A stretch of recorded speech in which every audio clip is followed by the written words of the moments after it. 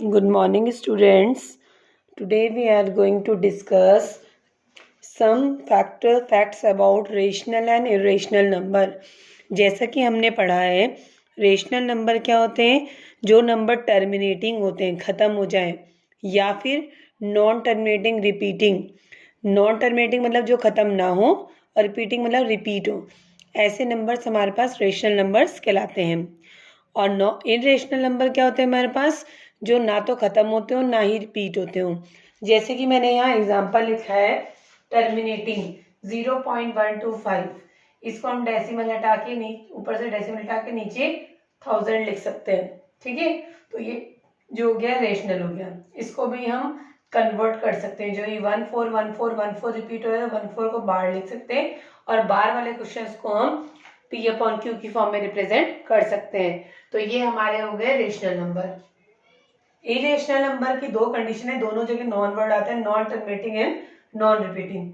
देखो जैसे ये मैंने लिखा है नंबर, कुछ भी डिजिट लिखो, dash dash dash, this is non terminating. Dash dash dash का मतलब नॉन टर्मिनेटिंग। और रिपीट नहीं हो रहे, देखो रिपीट होगा बट ऑर्डर सेम नहीं होगा। ठीक है, 4 5 कुछ भी लिख दीजिए, यहाँ पर हम कुछ भी लिख सकते हैं। यहाँ पर 4 5 डैश डैश डैश। ऐसे देखिए 0 1 0 1 0 1 0 0। ये 1 0 के बाद कुछ और नंबर है, 0 1 हो गया, देखो फिर 0 1 का 0 हो गया। तो ये ऑर्डर रिपीट नहीं हो रहा है। तो जिसमें नॉन रिपीटिंग और नॉन टर्मिनेटिंग है, वो आपके पास इरेशनल नंबर्स कहलाते हैं। उसके बाद हमारी एक्सरसाइज 1.3 है, ये हम कर चुके हैं, बट इसको थोड़ा सा रिवाइज कर रहे हैं हम। तो हमें फर्स्ट क्वेश्चन में टर्मिनेटिंग बताना था, नॉन टर्मिनेटिंग रिपीटिंग, क्योंकि रेशनल अगर अपॉन की फॉर्म में तो इन दोनों में से कोई एक होगा। तो हमारे पास 36/100 है, उसको हम कन्वर्ट करेंगे तो 0.36 लिख सकते हैं। 0.36 मीन्स टर्मिनेटिंग, खत्म हो गया। 1/11 को हम कन्वर्ट करेंगे तो हमारे पास 0.090909 रिपीट होता रहेगा।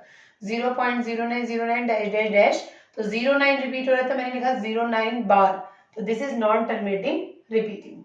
ओके, इसी तरह से हमें बाकी सारे पार्ट्स इसके करने। नेक्स्ट क्वेश्चन नंबर 2 हमें ये गिवन है कि 1/7 का डेसिमल रिप्रेजेंटेशन ये है। ठीक है, तो 2/7 का कितना होगा, 3/7 का कितना होगा, 4/7 का कितना होगा, बाकी सबका पूछा हमसे। देखिए यहाँ पे 1/7 को जब हम डिवाइड करेंगे 7 की टेबल में 1, तो 1 होना, वो सा डेसिमल हटा के हमने 0 लगाया, तो 7 1 जा 7। सबसे पहले 1 गया तो 1 से रिपीट हो गया। अब यहाँ देखेंगे जब हम 7 को 7 से डिवाइड करेंगे 2 को, तो 20 बनेगा। 7 की टेबल में 20 कितने टाइम जाएगा, 2 टाइम्स जाएगा। तो हम यहाँ पे स्टार्ट करेंगे 0 पॉइंट, सबसे पहले नंबर आएगा 2, तो यहाँ से रिपीट करेंगे। तो देखो 2 8 5 7 फिर 1 4। ठीक है, अब यहाँ डिवाइड करेंगे 3/7। 7 के टेबल में 3 जो बनेगा 30 बनेगा, डेसिमल लगाएंगे तो 7 4 जा 28, 4 टाइम जाएगा। 0.4 4 से रिपीट हो गए, 4 2 8 5 7 1। सेम वही ऑर्डर रिपीट होता रहेगा।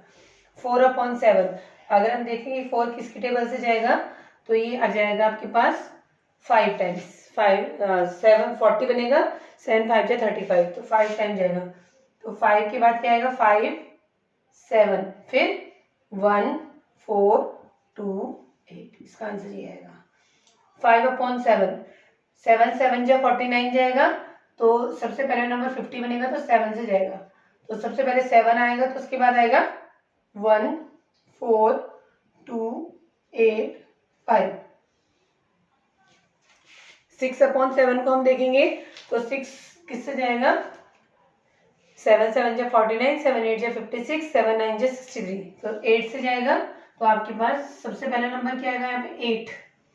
तो 8 के बाद क्या आएगा 8 5 7 फिर 1 4 2। ऑर्डर सेम रहेगा, पीछे के बाद फिर आगे वाला आ जाएगा। तो इसके डेसिमल रिप्रेजेंटेशन बिना डिवाइड करे हम निकाल सकते हैं। मैंने किसी को डिवाइड नहीं किया है, लेकिन आप जब डिवाइड करोगे आप देख रहे हैं इसका यही सेम आंसर होगा। उसके बाद हम मोस्ट इंपॉर्टेंट क्वेश्चन पे आते हैं, क्वेश्चन नंबर 3। क्वेश्चन नंबर 3 में हमें ये बोला गया है कि हमारे पास बार वाले जितने भी क्वेश्चन है उन्हें हमें P/Q की फॉर्म में रिप्रेजेंट करना है। तो मैंने यहाँ पे 2 एग्जाम्पल लिए, इसी तरह के सेम सारे एग्जाम्पल आपके पास हैं जो आपको भेजे गए हैं, आप वो करिएगा। पहले ये दोनों समझ लीजिए। 0.6 बार, बार का मतलब होता है वो नंबर रिपीटिंग है। तो हमने सपोज कर लिया लेट x इक्वल टू 0.6 बार का मतलब 6666 बार रिपीट हो रहा है, डैश डैश डैश 0.6 बार लिख सकते हैं। This is equation number 1। अब इस इक्वेशन को मल्टीप्लाई करेंगे किससे?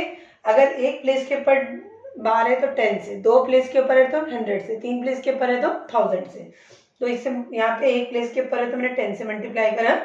ये इधर करोगे 10 से 10x बनेगा, इधर 10 से करोगे तो एक प्लेस डेसिमल का पीछे चले जाएगा, तो 6.666 हो गया, जिसको हम लिख सकते हैं 6.6 बार। पीछे वाले को बार लिख सकते हैं। क्वेश्चन नंबर 2, इक्वेशन 2 में से इक्वेशन 1 कर देंगे हम माइनस। LHS से LHS माइनस हो गया, RHS से RHS, तो 10x माइनस x, यहाँ पे 6.6 बार में से 0.6 बार माइनस करोगे, बार से बार कटना चाहिए, और 6 में से 0 गए 6, तो 9x बचेगा। 9x equal to 6, x equal to 6/9। इसको हम सिंप्लीफाई कर सकते हैं 2/3। उससे ज्यादा इंपॉर्टेंट क्वेश्चन जो थोड़ा सा इससे ज्यादा ट्रिकी है, that is question number B part, 0.47 बार। ठीक है, 47 बार। इस क्वेश्चन में केवल बार 7 के ऊपर है, तो रिपीटिंग केवल 7 है। अगर 47 दोनों के ऊपर होता तो 47 47 47 47 47 ऐसे लिखते हैं, लेकिन क्या केवल ये बार 7 के ऊपर है, तो x की वैल्यू भी 0.4 बार केवल 7 के ऊपर है, 777 रिपीट हो रहा है। हमने डैश डैश डैश लिखा, इसको हम लिख सकते हैं 0.47 बार। अब बार एक ही के ऊपर है तो हम किससे मल्टीप्लाई करेंगे? 10 से। केवल एक ही नंबर के ऊपर है ना, तो हम 10 से मल्टीप्लाई करेंगे, तो ये बन जाएगा 10x, और यहाँ डेसिमल एक प्लेस पीछे जाएगा 4.777। अब हम इसको लिखेंगे तो हम ये ध्यान देंगे, यहाँ पे पहले में डेसिमल के एक प्लेस छोड़ के आंसर यहाँ पे हमें चाहिए, उसके बाद बार है, तो यहाँ पे मैंने एक 7 को छोड़ दिया, बाकी पीछे वाले 7 पे बार लगा दो, क्योंकि पीछे में तो कितने भी रिपीट हो सकते हैं। This is equation number 2। Equation 2 में से इक्वेशन 1 माइनस करेंगे, 10x माइनस x, 4.7 बार में से 0.47 बार, बार के नीचे बार आना चाहिए, इसलिए मैंने एक प्लेस को छोड़ दिया एज इट इज, एक 7 मैंने इसके साथ ले लिया, बाकी 7 पे बार लगा दिया, तो बार से हट गया, ये बना 4.3, 9x equal to 4.3, x equal to 4.3/90, decimal हटा के हो गया 4.3, और ये हो गया 9, और यहाँ पे डेसिमल हटा के 0, that is 43/90। You can do the rest of the questions like this also.